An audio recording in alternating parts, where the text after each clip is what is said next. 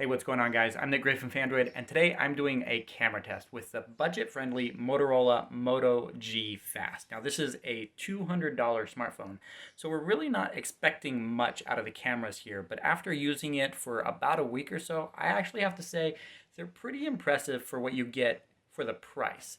Now, for the front-facing camera, you're looking at an 8-megapixel sensor that can record 1080p at up to 30 frames per second, and it also uses electronic image stabilization thanks to the gyroscope on the inside of the phone. And then for the rear cameras, you have 3 cameras there. You have a 16-megapixel main sensor, an 8-megapixel ultra-wide, and then finally a 2-megapixel macro camera, which honestly, they could probably have done without. As far as video recording goes, for the rear camera, you can go up to 4K at 30 frames per second.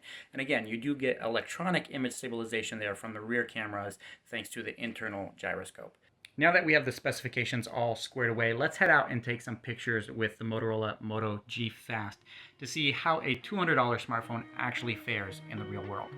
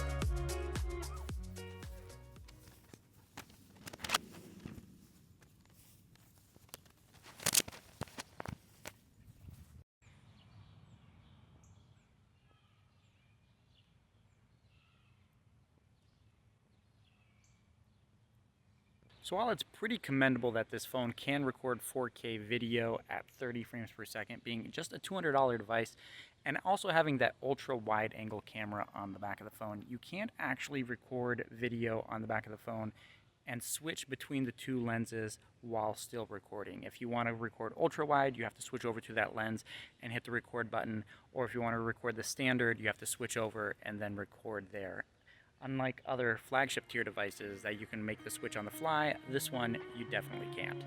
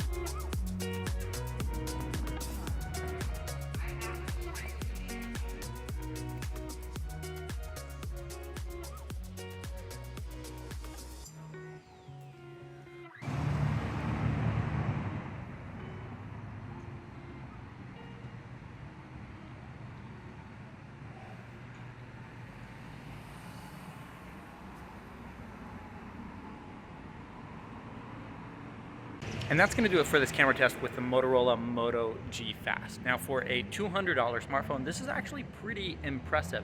It's not going to be going up head-to-head with flagship tier devices, but it can hold its own, especially in good lighting conditions. As you can see right now, in low light conditions, things are a little bit questionable, especially with dynamic range. As you can see this right behind me, this is supposed to be white, red, and blue spinning around, but all you can really see is the white. And same goes for the rear camera on the back. So let me know what you think of this camera test with the Motorola Moto G Fast, and if you would actually spend $200 on this device. Thank you guys so much for watching. If you enjoyed it, give it a thumbs up, and don't forget to subscribe to the channel as well. Thanks again, and I'll catch you in the next one.